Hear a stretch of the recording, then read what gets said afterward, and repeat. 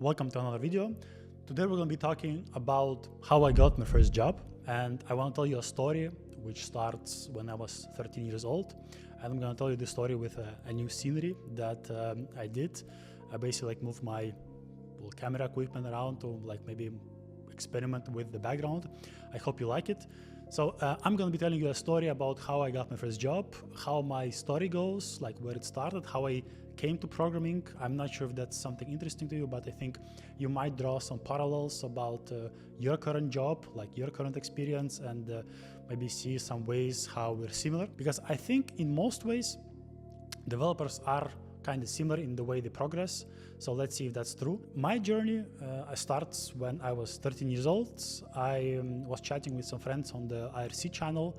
We had this whole system with IRC chats, rooms. I think they were called channels. Something similar to Discord, but way 20 years ago. Actually, yeah, it's very, very similar to Discord. There were also roles. You can also ban people. You can also mute people. So quite fascinating how the history repeats itself. So we had this IRC system in place where me and my friends were chatting, and there was this scripts that you could do to enhance your ability to use the software. The scripts, they opened an API that you can use to create menus, to modify how the software reacts to specific commands.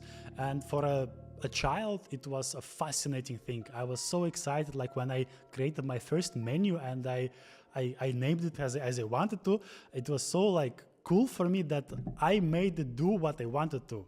And that's basically my very first experience with any kind of programming. It wasn't even a language. It was more of like it's not any language that you know. It's more of a proprietary language that they built for this IRC scripts.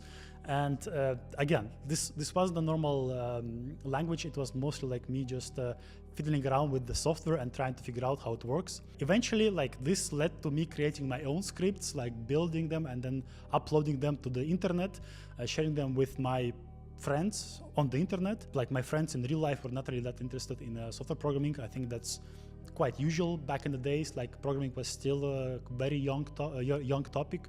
It wasn't as popular as it is today. So back then I was uploading them, and we had this whole LAN. So how internet worked back then is that someone bought a very fast, first of all it was dial-up, but after dial-up we had this LAN system where a lot of apartments, a lot of homes were connected through a single switch, which made us able to talk with one another. So there was a lot of big apartment houses were connected, and we had this whole one huge chatting system where we discussed everything related to internet. It was mostly used by geeks and nerds like me back then. So I really found my environment where I could thrive quite nicely, and I've met quite a few older kids who were already knee deep in programming. They were already using exploits to hack Windows XP, and there were quite a few back then. And a guy showed me how he can basically take control of my computer back then. It was quite fascinating for me as a kid. I was like, oh, how did you do that? It was so unreal, as if I was in the Matrix. And yeah, basically that's how my connection started to some people who were already programming, and they introduced me then to building websites. The first project that I built was a website, was HTML web page, a single page .html. There was just a few tags on it where I said hello world, and that's it. But I was already hooked because I wrote and it appeared. I think for a kid's mind, it's so fascinating that again, you do something and you have immediate response. You see something change in the system, that you basically control what the computer does. It's a very exhilarating feeling. And eventually that grew into me writing my own small scripts. I switched to PHP. I wanted something more dynamic, as PHP and JavaScript, JavaScript for the front-end part. And JavaScript back then is not the JavaScript that you know right now. JavaScript back then was a very weird language. jQuery was not really a thing back then, and you had to basically vanilla JS, and without many methods that you know right now, and the support was weird from browser to browser. So anyways, that's not the topic of today's video. I started diving deep into PHP, and I was I don't remember how many years old, but I started working with CMS. So I was working with this CMS called E107. I think it's still being used right now. I was basically like heading towards that. I had many friends who were doing that, and they showed me the kinds of things that you can share on the internet. And sharing back then was very popular. Everything was shared. You had like my whole hard drive was shared back then.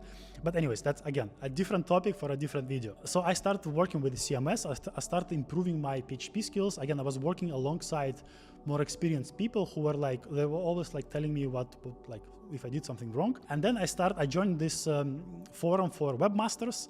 Back then, everyone who had a website was called the webmaster. So even if you're like were a programmer doing stuff for others, still a webmaster. And yeah, basically I joined this forum. I started asking questions. A lot of them I started like actively participating, helping others with their scripts. And eventually what this led to is that I started to proactively approach people to help them build. So if someone asks something that they need something built, I would approach them and tell them, yeah, I can do this. I wanted to gather experience building something that I didn't have ideas for. So again, my scope was quite limited, like a block system to do, and that's it. And I started like approaching people because they had very weird requests, like scrapers for a system, like site monitoring tools, very broad spectrum of tools that I was building back then. And I was like for the first period of time, I was doing that for free. Again, I was a kid. I didn't need any money to survive. I didn't need any. Again, I was fully fed. I had enough food on my table. I just enjoyed coding, and that's what I did. And I did not really think about the monetary aspect of that. But then I started charging them money. As a kid, you don't have to have many possibilities to accept cash. Well, nowadays, I think. Back then, we had this system called web money. I think it's still being used in the post-Soviet countries, or maybe they closed, I'm not sure, where you could register and you could like accept some variation of the currency. Similar to how like there are tokens right now with how the whole crypto stuff. There were tokens back then, but they were not really crypto, and you can buy them, and they were like one-to-one, and you can exchange them. So we were basically like exchanging tokens, and I could buy other stuff for those tokens. And I started earning money like that. I started like building bigger and bigger projects. I started gaining more and more confidence, and basically like until I turned like 18. I was just I was freelancing, I was building stuff, and eventually that led to me like, I was in Germany back then. I went to the US to study like for a semester. It didn't go well. I'm gonna tell that story also later. Basically, like, my journey was from my small country in Lithuania. I went to the US first. I failed miserably. I came back, then I went to Germany, and basically like in Germany, I learned the language, and I applied for university, and I got accepted. And at this point, I started to think, okay, the freelancing gigs that I have, they're not enough, because I wanted something stable. And with the freelancing, you always need to look for clients. You always need to like be doing the networking part, and I did not enjoy the networking part. I did not enjoy the sales part. It was not really fun for me. So I decided I'm gonna focus on coding, and I decided like, okay, it's time to find some corporate job. So this is where it gets interesting, and this is where the advice is gonna start. So everything up until now is, well, basically my story about how I improved my skills before I even got the first job. And now I was in front of like getting a corporate job, and I had a decision to make. Like, how do I approach showcasing them that A, I don't have any corporate experience, but B, I do know how to code. So I decided I'm gonna do a single page. I'm gonna list all the projects that I did with the domains, with the URLs. GitHub was not a thing back then, but like again, I built a lot of web services, so I just put them on the CV with links that they can click, and I described what I did. Back then I was, again, a solo dev, so everything that they saw was usually done by me, front-end, back-end, database, whatever, everything was done by me, so I could like really articulate all the value that I brought to the business. And I think that was also one of the biggest points, like my selling points, why I got the job, is that I had like a list of, I don't know, 5 to 6 projects. I described each of them quite nicely, like in the sense like what I'm proud of, and I could explain in detail what I built, how I built it, what technologies I used, what challenges I solved. It was easy for me because, again, it was built by me. I spent nights and days building those projects, so of course I know the challenges that went into this. Of course, I know what I could have done better. Of course, I know like the shortcuts that I took. I can also show you the code. So, but again, I wasn't allowed because it was a client's work. Anyways, I put like everything on a single page. Like there was a sidebar and there was the main content. In the sidebar, I put like the languages that I know in terms of like speaking, the programming languages that I know, star-rated technologies that I'm comfortable with, a small description about me in the sense like a person. Like I described, okay, this is my journey, this is how I came to programming, this is why I'm programming right now, and this is what I'm looking for in the future. And yes, I acknowledge my shortcomings in the sense that I never worked for a company like a full-time employee in a team.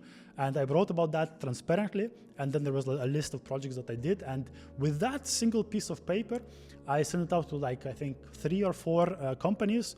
And I got a response from the first one, and I got invited to an interview. The bad thing about that was that the interview was in German. And my German back then was not good. I mean, like in the sense, like I had to learn German to get accepted into university, but getting accepted, like getting to the level where you're accepted and getting to a level where you're like fluent in speaking, that's a whole different level. And I was not at that level where I could like comfortably explain all the technical topics about the project. So I was very worried. And how I approached that, like even when they called me, I had a list of phrases prepared, in the sense of like what were the common interview questions. I had a list prepared with answers. So basically like everything they asked me on the phone interview, I had prepared an answer beforehand. So I was like just reading off a script basically, which was again quite surreal because again they probably thought I'm quite fluent in German, or maybe not, I don't know. So anyways, the phone interview went well. So I was invited for like a programming interview, like on site with their engineering team. Again, it was in German. I did what I knew how to do. I prepared answers beforehand. I rehearsed my presentation. I prepared really, okay, this is like they're gonna ask me about this first experience. How am I gonna present it so that they see the value that I can bring in German? So I rehearsed a lot of times in front of a mirror, and this made me like perfect my speech. Basically, like when I went in, I was so confident that I could answer everything about my experience, about where I studied, why I studied, and how I came to programming and why and stuff. And I was so lucky, first of all, that they asked like questions similar to what I was preparing for, so I could easily articulate my experience in German. Of course, they went a bit deeper, like, but again, I knew the stuff, I just didn't know how to translate that into German. So I tried to like squeeze in some English words here or there, and it worked nicely. I got the job eventually, and it's kind of embarrassing to say how much I was gonna get paid for that first job. It was, I think, 400 euros. But again, like my thought was, okay, this is my first corporate experience. Regardless of how much they're gonna pay me, I still have my freelancing gigs. I did not tell them that I'm gonna stop that. I actually did not mention that I'm still doing that. So again, like I had some freelancing gigs that allowed me to, well, spend money. Again, I'm not sure how it worked with taxes and stuff. I'm not gonna go back 20 years think about that. So I hope it's all good, but it allowed me to survive, and I had a stable job working with software engineering. And basically like I started working with a team, and I could really like tell them about my experience. I could showcase what they built. And the coolest part is that all of my teammates back then were also like capable in English. I told them to speak to me in German because I needed to practice German, because like eventually I was planning to stay in German. That didn't go well because I'm now in Switzerland. And basically like I told them to talk with me in German, but if I don't understand anything, I'm gonna reply in English. So they were quite accommodating by then. And this is the story of how I got my first job and how I basically started earning money as a software engineer. It was a long time ago. And again, I think my story is not really replicatable in the sense because I started it very, very early. As a child, I had this fascination with coding, so you might not have. And I think in your case, the foundation still stands. You have to showcase some projects that you've built, and you need to like be very articulate of how you build them. So I do this whole service called Roast My Resume or Roast My CV for software engineers. And some of them have this very dry, very uninteresting CVs. They're putting stuff there without really thinking about it. They're like, yeah, I did this, I did that, I work with Java, I work with Spring Boot, and that's it. They're not really telling a story. And I think with my CV, the stuff that you can replicate is that you can focus on telling a story of you as a software engineer that will be exciting for them to read, to see, okay, this guy knows something. This person is gonna be going places, so why not give him a chance? And again, like, I also had a small motivational part at the top where I explained transparently my journey, how why I want the job, like specifically this job. I always like rewrote this for a specific company because I applied only to like too little amount. And again, like, I'm not sure how the market is right now. I've heard that there's quite a bit of saturation in the junior section of the job market, and I think that might be true. But again, then it's even more important to stand out with your CVs, because again, the recruiters, they're scanning the CVs, and if they're always seeing the same black and white dry CVs, then you're not gonna stand out. They're gonna just pass you on and not even stop 5 seconds to really give you a chance. So I think focus should be on building stuff, doing stuff, coding stuff, and then packaging that in a way that recruiters are gonna really be excited to read about. They're gonna be excited to hire you because they're gonna see the potential that you're offering them based on what you've built, how you can explain that. Because again, the people who can articulate well, there are very few of them. So if you have like the skill to like tell about your projects and build the projects yourself, then you're already a step ahead. But you need to showcase that. Again, you need to showcase that to people who do not know you. They don't know how you think. They don't know how you came to that where you are right now. So you need to showcase, you need to take yourself and market yourself a bit. I know marketing for developers is a very big topic. So I'm just gonna say, take what you know about the projects that you've built, about your studies, about your like reading habits, like everything that makes you a software engineer, and take a look at it from the perspective of, okay, if I was a salesman, how would I sell this person to some other person, like so to speak? And I think that will make it easy for you to understand what are your strengths and what weaknesses you need to like hide a bit, in the sense like not make them so prominent. I'm not saying like lie on your resume. I'm saying make it less obvious that there are flaws.